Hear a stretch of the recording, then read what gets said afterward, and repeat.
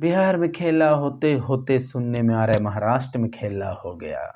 लोग कहते रहे बिहार में खेला होबे, लेकिन असल खेला तो महाराष्ट्र में हो गया। भारतीय राष्ट्रीय कांग्रेस यानी राहुल गांधी की कांग्रेस, मल्लिकार्जुन खड़गे की कांग्रेस, प्रियंका गांधी की कांग्रेस, ये अब नहीं संभले तो कब संभलेंगे।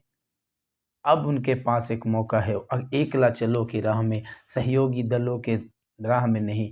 अब उन्हें अपनी राजनीति करनी होगी। एकला भी 2029 दूर है, लेकिन अभी से अगर करेंगे तो मजबूत कर सकते हैं। जी हाँ, सब कह रहे थे बिहार में खेला होगा, लेकिन बड़ा खेला महाराष्ट्र में हो रहा है। क्योंकि पता नहीं, बट ये जो भी सोर्स जितने भी खबरें को अगर माना जाए तो बिहार महाराष्ट्र में खेला तय है। यानी कि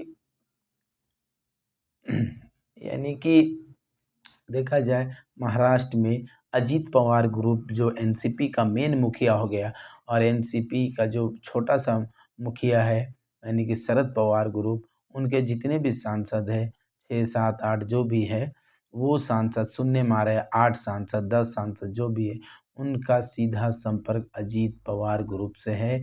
और वो अजीत पवार यानी मेन एनसीपी में जाकर अपने आप को एक बड़ा एनसीपी बना सकते हैं।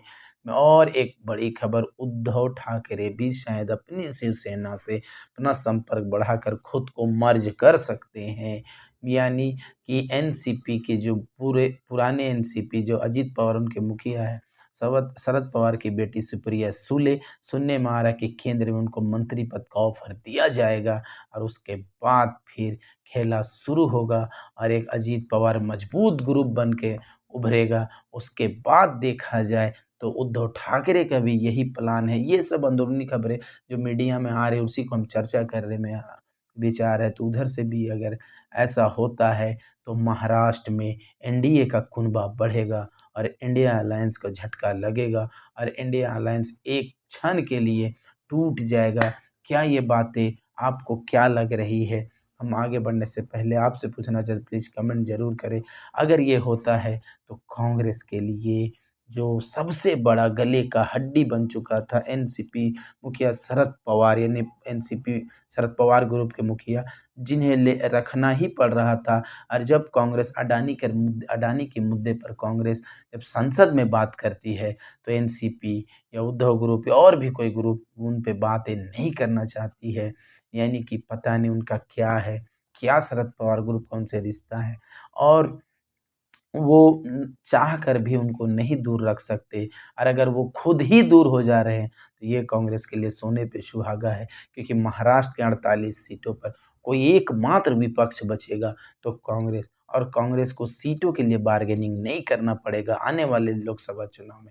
और उनके पास 48 से 48 खुला मैदान मिलेगा बैटिंग करने के लिए, और अभी से तैयारी करने के लिए मिलेगा। अगर ये उस अपॉर्चुनिटी को एक्सेप्ट करते हुए, अगर स्वीकार करते हुए चल पड़ते हैं, मैदान में निकल पड़ते हैं, तो सोचिए क्या होगा। अरे भले ही कितना भी सीट कम आए, कुछ भी हो, लेकिन आने वाले समय के लिए कांग्रेस एक मजबूत विपक्ष खुद को साबित करने का सबसे बड़ा मौका को खोना नहीं चाहेगी। और जो बीएमसी, जो बॉम्बे म्युनिसिपल कॉर्पोरेशन का जो चुनाव है, उसमें भी अगर ये सब एक होके अगर कांग्रेस अकेले ही लड़ती है, तो भले ही उनको सीटें कम आए, लेकिन आने वाले एक मैसेज मिलेगा 2029 के लिए कि अब कांग्रेस बदल गई है। ये नई कांग्रेस है, और नई कांग्रेस का उद्धार अगर मल्लिकार्जुन खड़गे, राहुल गांधी, प्रियंका गांधी वाली कांग्रेस है, तो ये एक जोश भरेगा। जिसका एक सीधा उदाहरण मैं आपके बीच में रख रहा हूँ। यूपी में भी सुनने में आ रहा है कि कांग्रेस अपनी अपनी जो हाँ, अपनी जो क्या संगठन उसमें भारी फेर बदल करने जा रही है। उसमें सुनने में आ रहा है अमेठी के जो सांसद हैं, उनको एक बड़ा कार्यभार दिया जाएगा, उनको बड़ा ज़िम्मेदारी दी जाएगी, ये किशोरी लाल शर्मा जी को। सोचिए अब थोड़ी कांग्रेस बदल रही है, वो अपनी सहयोगी पार्टी को थोड़ी आँख दिखा रही है कि अब हम अपने दम पर भी खड़ा होंगे। जी हाँ, 2024 के आम चुनाव में जितने भी यूपी में सीट आए, ऐसा नहीं है कि सपा के बलबूते आई और सपा के बलबूते कांग्रेस को आई और कांग्रेस के बलबूते सपा को आई, दोनों का कहीं न कहीं कंट्रीब्यूशन था।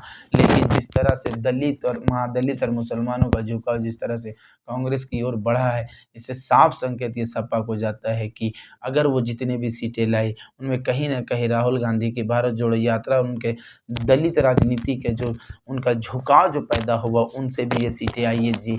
ये आप कान खोल के सुन लीजिए। तो ये एक नई तरह की कांग्रेस उभर रही है, जिसका सीधा फ़ायदा ठीक है, इनके कार्यकर्ताओं को मिलना चाहिए। हरियाणा में भी सुनने आ रहा है कि हुड्डा परिवार से कुछ शक्तियाँ छीनकर उन्हें केंद्र की राजनीति में लाने का प्रयास किया जा रहा है। अब ये अफ़वाहों का बाज़ार है, या सच है, या आप लोग बताएँ? सुनने में आ रहा है अगर नहीं मानते हैं तो उनको बदला जाएगा, और अगर वो नहीं रहना चाहते तो फिर भी। अगर ये सब होती है तो एक परिवार से हटकर अगर युवाओं को दिया जाता है मौका, तो फिर ये नई कांग्रेस ऊर्जावान कांग्रेस बनने की ओर आगे बढ़ेगी। ठीक है, मेरा एक यही उम्मीद है कि बिहार में अगर वो आरजेडी के छतरी के तले ना रहकर कन्हैया कुमार और पप्पू यादव के छतरी तले से अगर एक नए तरह का उभार पैदा करती है, नए तरह की कांग्रेस का जन्म जब करेगी बिहार में, तो वहाँ भी बार्गेनिंग करने में बड़ा मज़ा आएगा। और हमको लगता है यही कि एक नए तरह की कांग्रेस का उदय होगा, जिससे आरजेडी या जदयू दोनों को डर होगा। ये भी आप मान कर चलिए।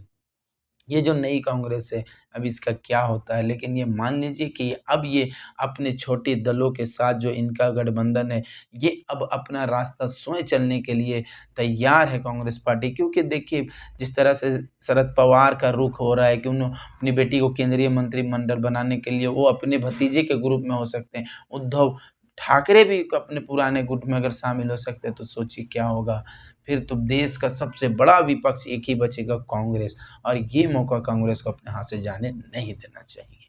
तो आप क्या सोचते हैं, प्लीज़ कमेंट में उसमें ज़रूर दें। ठीक है, तब तक के लिए मिलते हैं नए वीडियो और नए टॉपिक के साथ। ठीक है दोस्तों, जय हिंद।